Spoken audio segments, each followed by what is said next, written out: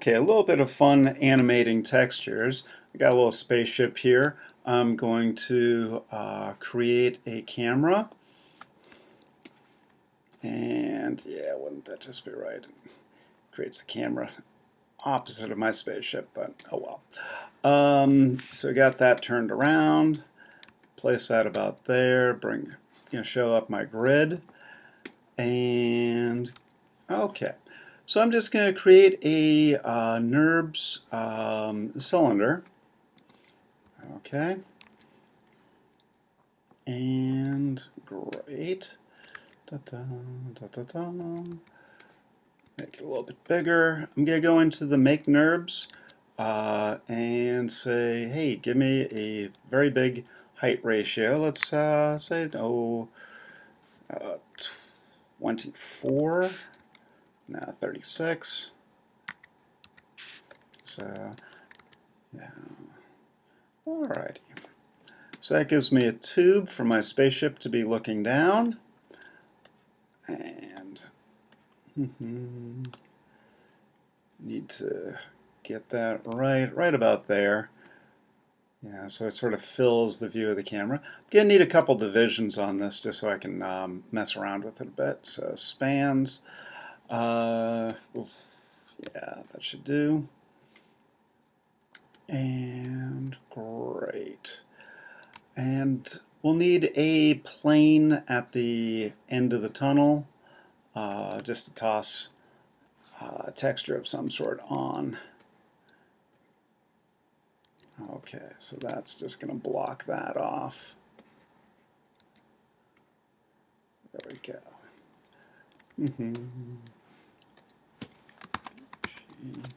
Okay, so calling that BG plane, and alright, so that's about there. Okay. Alright, so now let's look through this with camera 1. Looking pretty good. Alright, maybe bring it up a bit. There we go. Okay. So yeah, that will do fine. I'm going to go into the camera. I'm going to give it a bit more of a wide angle. Just see what that does for me. Okay, so I'm going to now have to move in.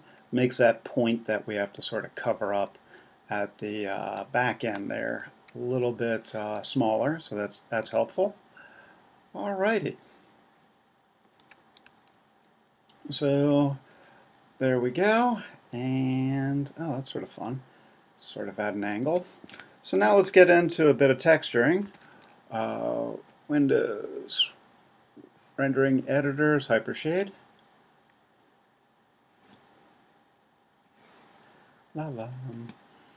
Okay, so let's see. I'm not going to want to blend.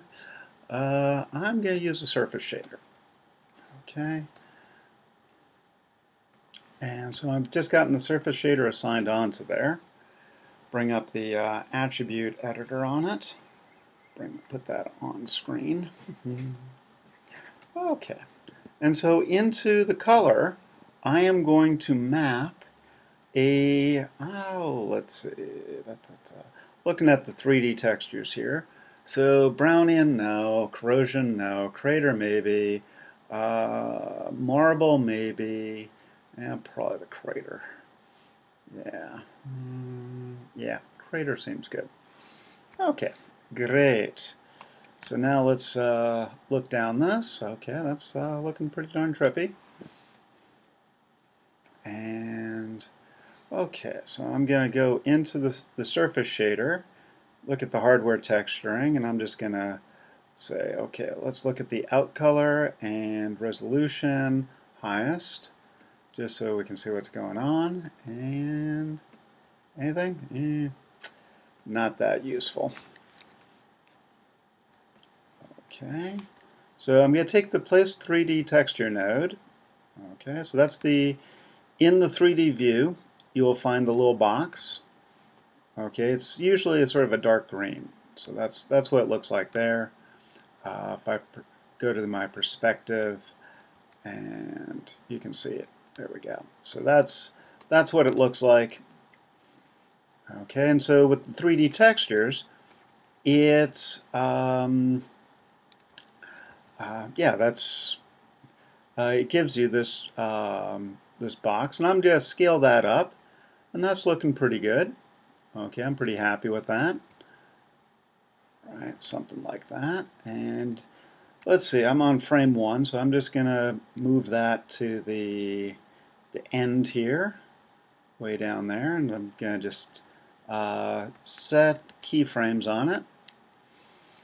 And how long is this animation going to be? I can do, I don't know, 2000. And just key that moving forward. Okay. And give it a little bit of a rotation as it comes forward. Alright, so that's looking pretty good. Let's see what this graphics card can do. And hit rewind. That's a little on the slow side there. Okay, not a problem. Stop. Okay. Oh, right. Windows. So I'm going to just pop into my graph editor. Okay, and yeah, this guy is set to splines. So I'm going to set him to linear, and that should help. And oops, come on. And just take that distance up a bit. And that's the translate and the rotate. Also make sure he's set to linear, good. And maybe take him up a little bit too. And let's see what we get now. There we go.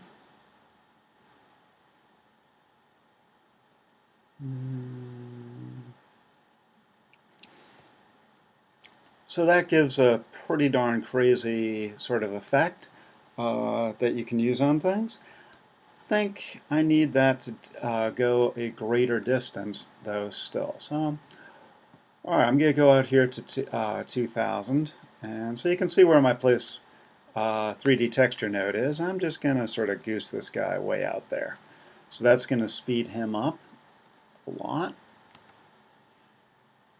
Alright, and let's see. I'm not going to play blast this whole thing. I just need to get a flavor of it. So I'm going to take this down to, let's say, 120 frames and do a quick play blast. Play blast. And this is where I really want to test my motion.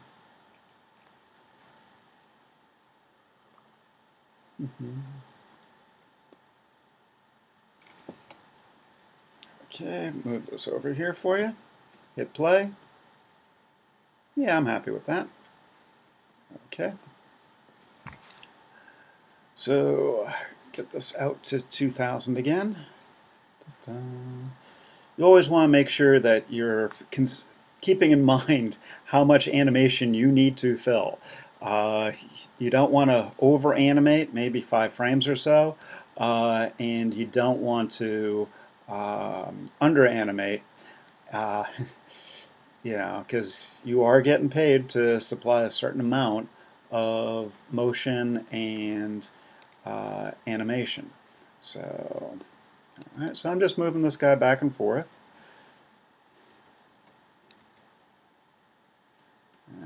Okay, and good. So this is where that spliny motion is going to be very handy for us. Yeah, still not happy with that. Okay. Let's stop.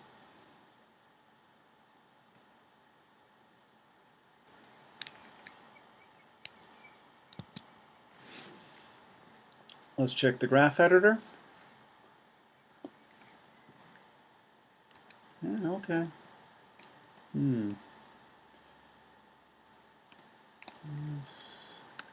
Since I just sort of need some random motion, I can be a little cavalier here. And okay, That should be okay.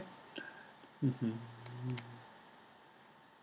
all right, so not too much.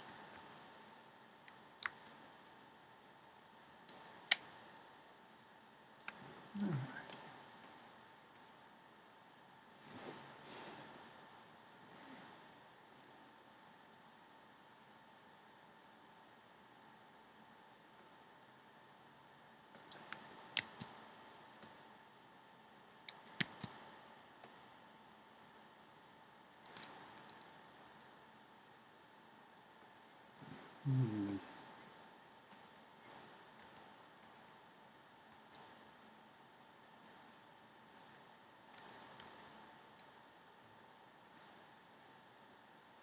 Alright, so that should do okay. You're going, alright, well, yeah, that still doesn't look like space. Alright, a few things to do in our friend, the hypershape. Okay, so first the easy thing, and that's I'll just make a Lambert and make it bright white, or I guess we'll just sort of go with a bluish theme, sort of a cyan incandescence. Goose that a bunch, and okay. And so then give it a glow. Great. All right, and so I'm just gonna select the plane down at the other end. All right, there it is, and just get that assigned on there. Okay, so that's good. I'm gonna go into my crater, and so I really like these reds. So okay, so the red, I like where that is pattern-wise. I'm gonna make that a bright whitish with a tinge of blue. The green I will make cyan. Okay, so that's looking great. And then the channel 3, gonna make that a deep, deep blue. Not all the way black. I want it to be mathematically going from this blue to that blue, not to a black. Okay, and so I'm pretty happy with that. Let's take a render. Okay, so that's looking pretty damn crazy. So pretty happy with it, and good. Then I'm going to add a little bit of glow. Now the thing is, the glows go a long way. Anytime I use a glow, I have to go into the shader glow here, and I have to turn off auto exposure. So now let's re-render that. Oops. Let's get this at a proper size. So IFF is fine. And all right. Yeah, HD 720. There we go. Yep, looking good. No, I don't even have any lights in the scenes, guys. Okay, so we got that nice sort of glow covering up the end of my cylinder. I got my little bit of animation on my texture, so that's coming along great. Now I'm going to want to glow these guys a little bit. And to do that, if I just drop the crater into the glow here, so let's see, outglow color, like that, well, let's save that, and it's going to look like that. That's not super useful. Glows are really sort of tricky in Maya. You always have to make sure that auto exposure is off. And so I'm going to go to Utilities, and I'm just going to grab a multiply divide. All